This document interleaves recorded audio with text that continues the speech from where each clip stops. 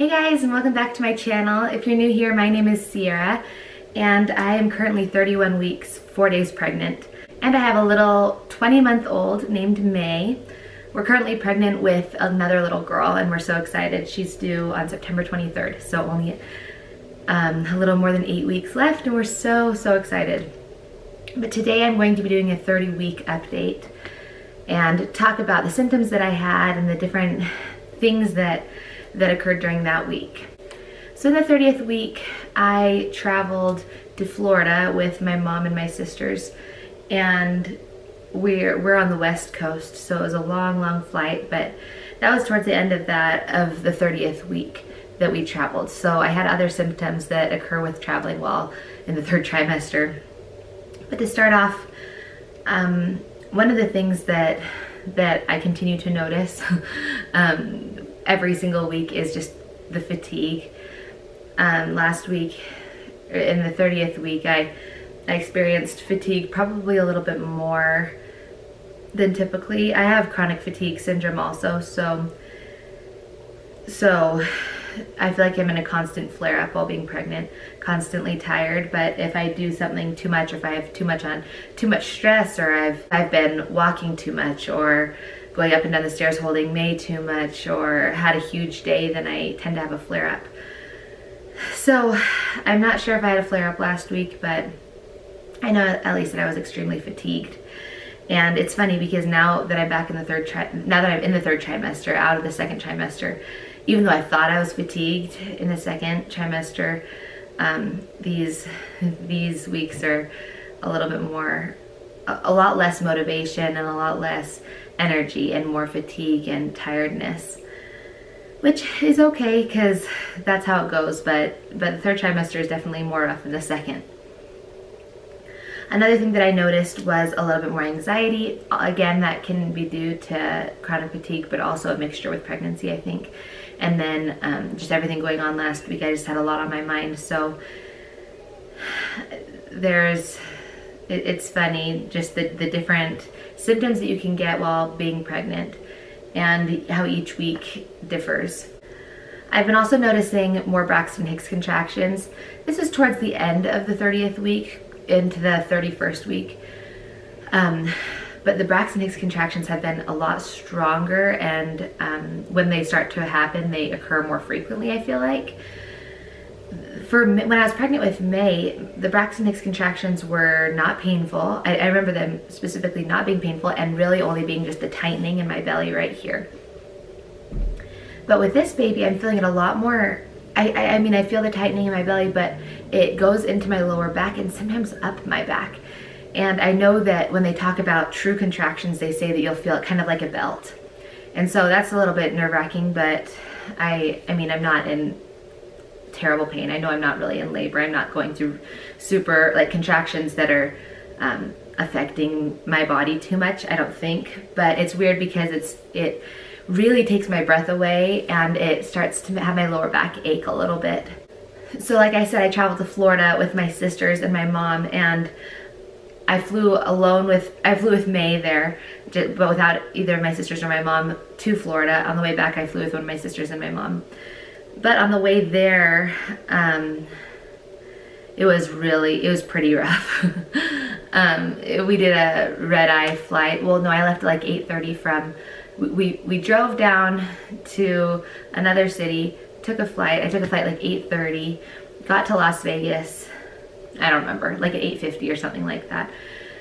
But my feet were so swollen. Let me pull up a picture. I sent it to my husband saying like, oh my goodness, or I don't know if I even wrote anything, but in my head I was like, holy cow, because my feet didn't really swell with May. I think that I brought that up in the second trimester update of my previous video, so if you want to go check that out, you can. But here we go. If you don't like feet, then just skip this part, but it's not that gross. It's just, and maybe some people wouldn't really think this is that swollen, but for my feet, it seemed pretty bad. And so throughout the 30th week, also going from Florida, we live in Idaho, where it's like, compared to the East Coast, it's not humid at all, but compared to Nevada or Arizona, it's kind of humid. But going to Florida where it was so humid and so hot, I think that it just got me swelling a lot more than typical. Another thing that I noticed after, I think that I noticed it once we got to Florida, maybe the next day, I don't remember. I have new stretch marks, and I mean, I'm not angry about it, but I was like, ah, shoot. And I think it was from all the carrying and all the movement from being in the airport just with me and May. I have stretch marks from being pregnant with May from a couple of years ago, or 20 months ago, I guess is when she was born. But I have them and they're still kind of there, but they're really pretty faded. But then I realized I have two new red ones right here, kind of like, what's the word, like symmetrical to each other. But so those are the first stretch marks I've really noticed. I mean, there's probably other ones, but these are the first ones that I'm like, oh, okay, these are brand new. You know, because I didn't really get stretch marks up here as much with May. I got them in my lower belly mostly. But, oh well, that's what happens. I do use the Lush belly bar. I think that's what it's called. I'm not really sure, but I showed it in my in my pregnancy must-haves video. I showed it there, but I love it. It's just pretty much like a lotion bar for your stomach. And it really hydrates, and I like the feeling of it better than like the oily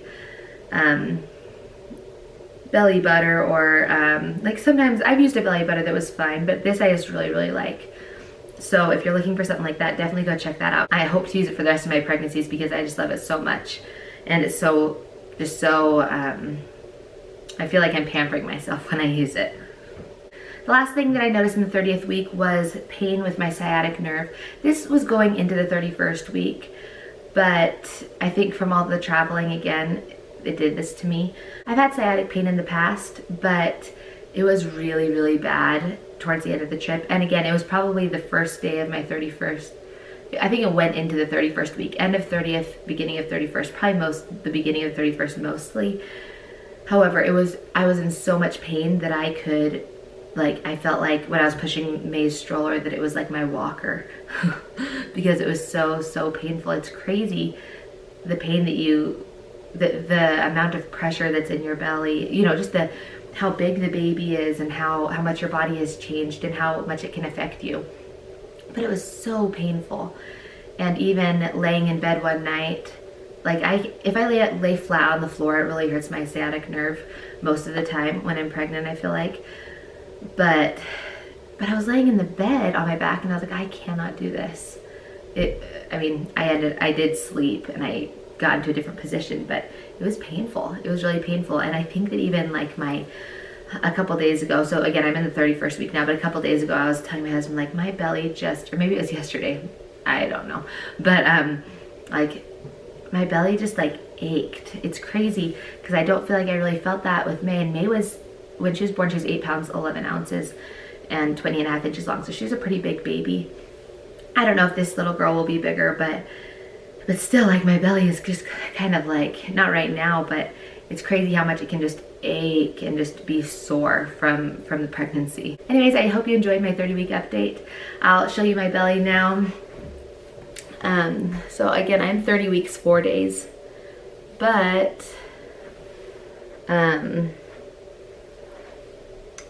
yep, we're getting there. So exciting. Anyways, thanks for watching. I hope you enjoyed this video and come back for my 31-week update, hopefully in about a week. And I'll see you guys next time. Bye.